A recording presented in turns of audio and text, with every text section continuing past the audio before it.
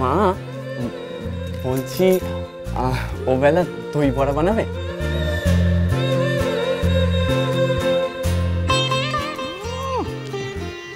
সুপুত্র আমার,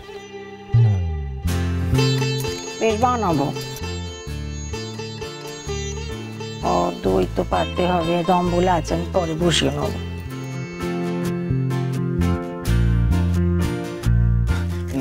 মা ওই তার সাথে না ওই তুমি তেঁতুল দিয়ে একটা চাটনি বানাও না, ওটা হলে না ভালো হয়।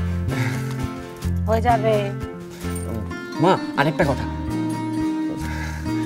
ওই যে তুমি না ওই আলু দিয়ে একটা বড়ার মতো বানাও না, ওটা হলে না। আর তার না ওটার দরকার নেই। কি ব্যাপার কি? এত খাবার দাবারের ব্যবস্থার কথা বলা হচ্ছে কেন? ওগুলা কি আমার ছোট ছেলেকে পাতৃপক্ষ দেখতে আসছে নাকি রে?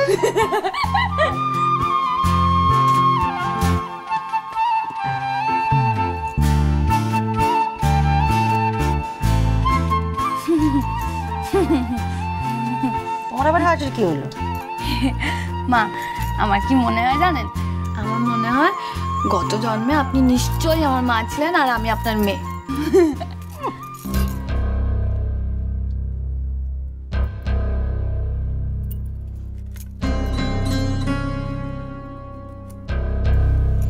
সত্যি মা, নইলে আপনি বলুন আপনার মনের কথা আমি সবসময় কি করে বুঝে যাই? হ্যাঁ, এই যে আজকে আপনি দই বড়া বানাবেন সেটা আমি আগেই বুঝতে পেরেছিলাম, তাই কালকেই দই পেতে রেখেছি। ও মা, ভালো করেছি না? দই বড়া যদি না করতুম, দই দিয়ে কি করতে শুনি? মা একটা ভুল হয়ে গেছে, আমি জানতাম না কাকুলি দই পাততে বসিয়েছে। আপনার কথা শুনে আমি এইমাত্র দই পাততে বসিয়ে ফেলেছি। কি? তোমরা দুজনেই দই পেতে বসিয়ে দিয়েছো? হ্যাঁ, কি দুধ কি মাগ নাই পাওয়া যাচ্ছে নাকি? নাকি আমার ছেলের গয়লানির সঙ্গে বিয়ে হচ্ছে? এটা হলে কিন্তু বেশ হবে। ফিরিতে কত দুধ আসবে বাড়িতে, কত কি হবে তাই দিয়ে। শোনো না, বলছিলাম কি যে দুবার দই পাতা হয়েছে তো কি হয়েছে, তুমি বরং ওই দই পোনা করে ফেলো। জানো তো অনেকদিন খাইনি, হ্যাঁ তোমার হাতের দই পোনা, কি অসাধারণ। কেন বাড়ি থেকে মোচপ লেগেছে নাকি? দইতে পুরো নাইতে হবে আমাদের? হ্যাঁ, সয় না দই পোনা খাওয়ার রস একেবারে ষোলো।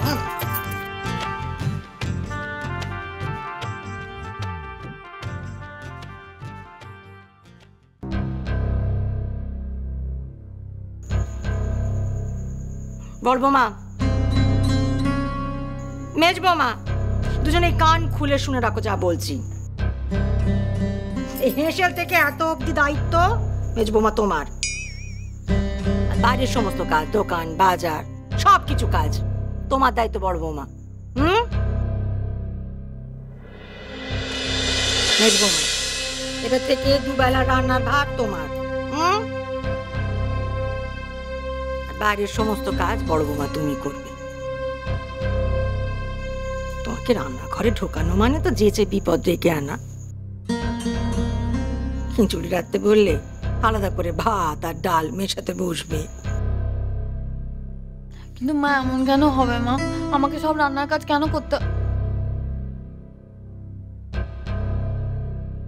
না মানে বদি তো কখনো বাজার দোকান করেনি না মা, তো দরদামও করতে জানে না। নরম সরম মানুষ, বেচারি অত দৌড়াদৌড়ি কি করে করবে মা? তাই এই নরম সরম মেজ বৌমা, তোমার বড় জানা মোটে নরম সরম মানুষ নয় বৌমা, শক্ত মেয়ে, তোমার থেকে অনেক শক্ত। আর বাইরের দোকান বাজার সে দরদাম কিছু করতে জানে না। 350 টাকা একটা কপি কিনে নিয়ে আসে, 5 টাকার জিনিস 50 টাকায় আসবে বাড়িতে।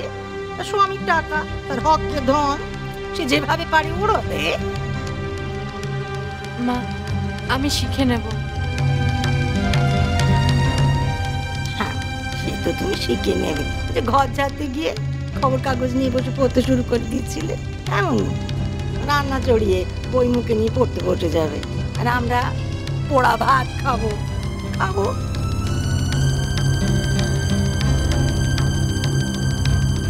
নিশিত দাদা, নিশিত দাদা, হ্যাঁ কি হয়েছে?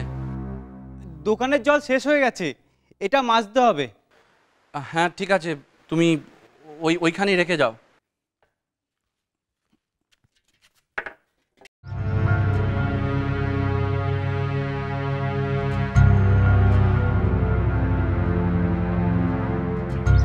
আমি এবেলা হেঁসেলটা সামলে নিচ্ছি। যাও তুমি যাও, কয়টা মেজে দিয়েছো, যাও। আমি করে দিচ্ছি।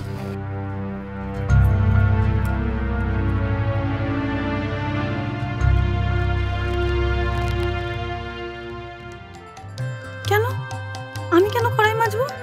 এটা কি আমার দোকানের জিনিস? নিয়ে এটা আমায় মাজতে বসিয়ে দিল।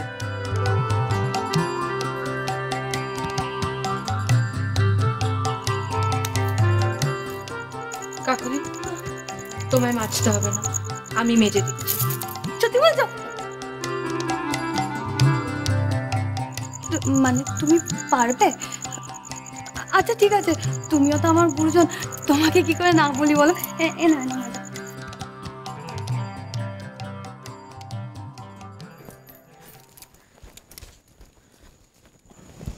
মা, আমার না একটু বেরোতে হবে, যাই মা।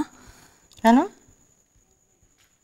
ওই পাশের পাড়ার শ্যামসুন্দরবাবুর বউ আছে না, খুব বড় একটা শাড়ির অর্ডার দেবে, তাই জন্য ওই ভালো মানে বড় অর্ডার মা, তো আমি যাই। যেও।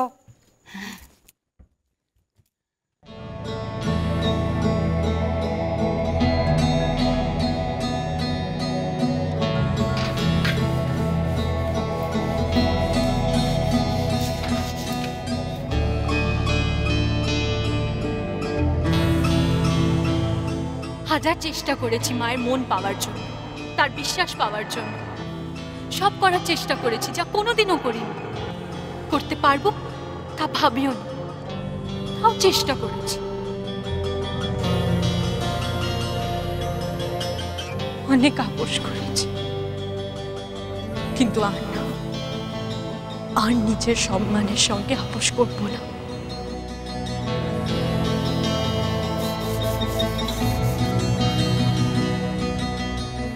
শশী, ওটা রেখে দাও।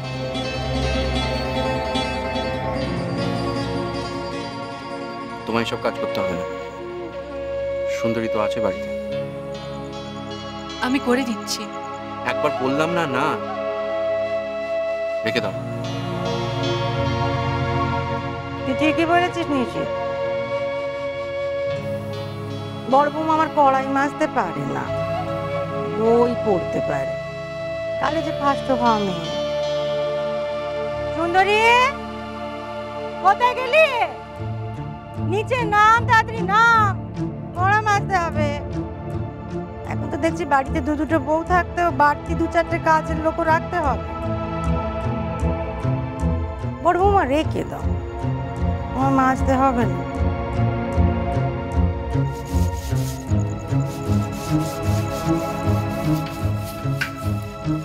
মা, আমি একটু বেরোচ্ছি, একটা বড় অর্ডারের কথাবার্তা বলার আছে, আমি আসি।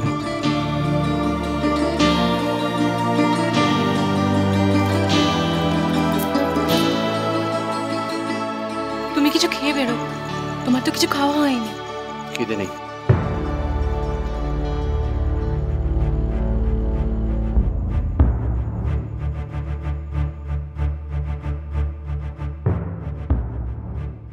দোকানে কোনো ঝামেলা হয়নি তো? হতো যদি গণেশ দাদা আর রূপতম দুটো সামলাতো। তাহলে কে সামলালো? ও, তুই আবার লেখাপড়া ছেড়ে দিয়ে? আমি না, বড় বৌদি।